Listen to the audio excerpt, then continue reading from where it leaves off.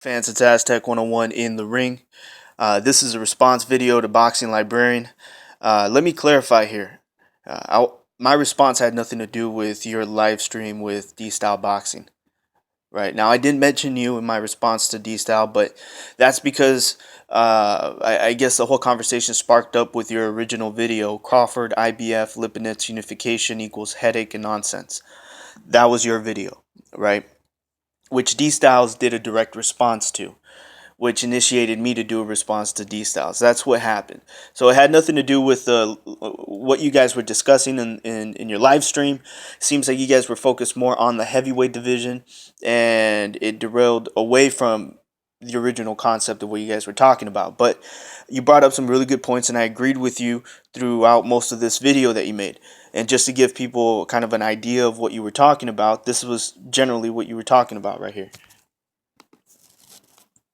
Because we don't recognise that belt, unification fights have got a lot harder.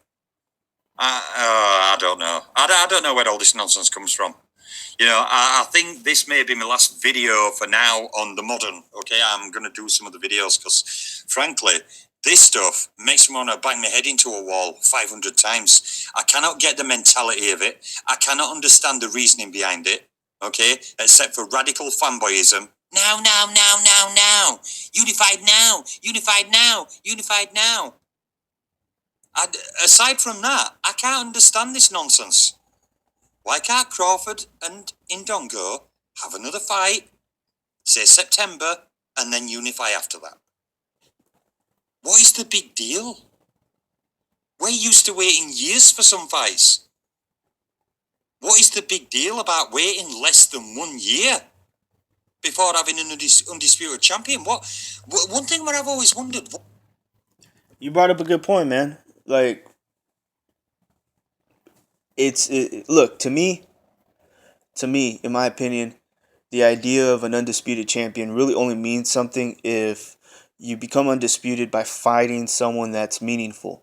And at this point, if we're going to talk about the best fighting the best, I don't consider Indongo yet to be the best in his division. We can't draw parallels with Crawford and Indongo. They just, Indongo's too green, barely coming up. We're just talking about him. I'm not that excited. I'm just not that excited for that fight. If there were other names that were being mentioned, if Danny Garcia was still in the division, I would say, yeah, that's a great fight. This is a great, meaningful unification fight. And undisputed will mean something. But to become that with Ndongo right now, just to me, doesn't make any sense. That's why I feel justified to ask for, Crawford to move up. But it's inconsistent, people were calling Kell Brook a ducker because he was calling out Manny Pacquiao, a fellow title holder. He was apparently ducking Errol Spence, right? If Brook wanted to fight, Brook fighting Triple G, he ducked Errol Spence. He fought Triple G because he did not want to lose to Errol Spence. That's what people were saying. And it's weird. It's inconsistent. Which is why when you say, what is this? It could be fanboyism. And I agree. That's exactly what the fuck it is.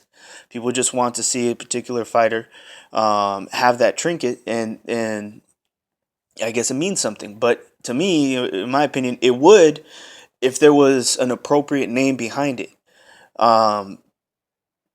Undisputed is kind of, even being a champion is meaningless if you don't fight, a worthy contender for a vacant title or a reigning champion. Someone that's proven himself. Not a weak champion, but a reigning champion. And you know what? Let me go into my response. My response was more towards what D Styles was talking about. When he's bringing up the past as far as there's two eras. There's the era with the multiple alphabet belt, and then the era with one belt, with an undisputed champ. And here, you know what? I'll just let the horse talk. And that's not a diss. I'm saying it's coming out of the horse's mouth. Fucking shit. There was a man, an undisputed champion.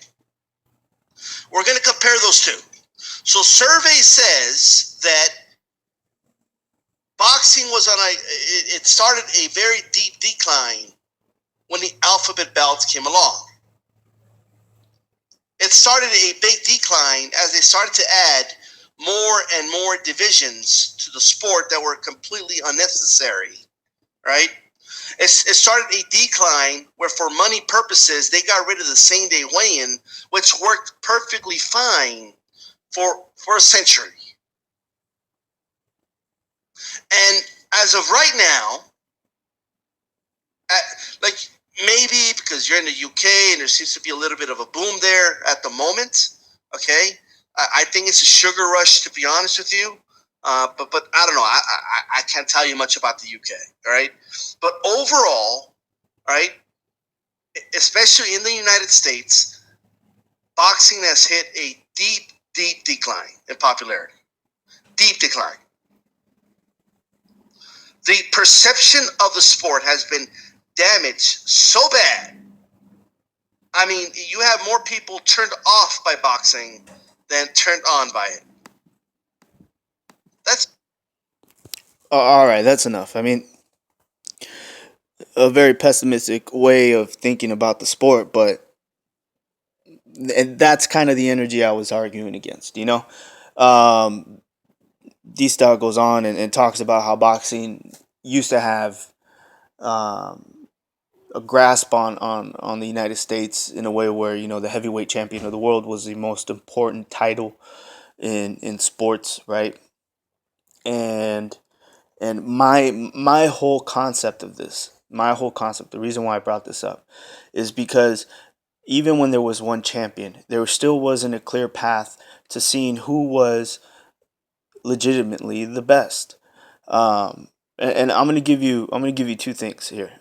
One, honestly, I feel like you'll never find, this isn't a sport where you're really gonna find a clear path of who the best in a division is.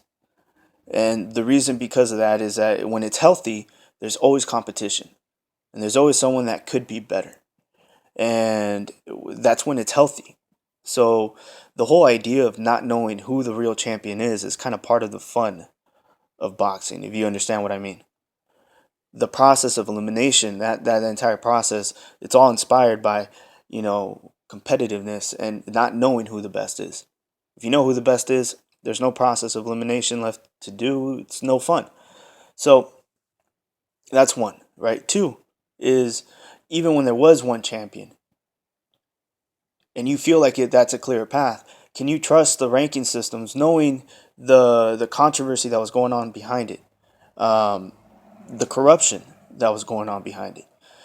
Painting a picture of the past when there was one champion, uh, is painting a fairy tale, something that didn't exist.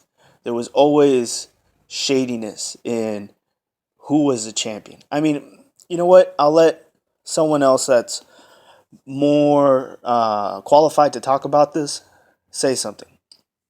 And this is why bringing up, you say that it was probably, it doesn't play a part in your form of conversation, but it does when talking about, when did we have a level playing field? Because to me, in my opinion, I feel this is the most leveled it's ever been. This is the least amount of corruption that we've ever had. This is the cleanest the sport has ever been. That's what I think. But let's look back in the past, in the good old days, when a lot of boxing fans refer to as, this is when you knew who the champion was. This is Jake LaMotta. Years, and nobody wanted to fight me because I didn't have no mafia behind me. LaMotta's skill in the ring didn't go unnoticed. The mob knew they could make big money out of his fights and were keen to promote him on their terms. Through his brother, Joey, they tried to convince Jake that he should cooperate. I tried to avoid them. All my life I avoided them. My brother was the one that was involved with it. And he only did it for me. Bring back messages to me. Because they knew I didn't want to bother with them. Carbo wanted LaMotta to throw a fight against one of his boxers. There you go. There you go. Right, right. I mean, even if you guys go back to Muhammad Ali, move a little bit forward in the timeline after Jake LaMotta and you have Sugar Ray Robinson, right? You move forward to Muhammad Ali, Sonny Liston. Sonny Liston died poor. He died broke because most of his money went to the mafia. So how legitimate was his opportunities when you can be picked up and paraded around as a champion and then thrown away later when you don't do things a certain way, right? That's just my question. When was this time in boxing when shit wasn't fucked up? To be honest, I think this is the best time. There's more eyes watching. There's more people checking and double checking what's going on. I think this is the cleanest the sport has ever been. I don't know. This is Aztec 101 in the ring. I'm out.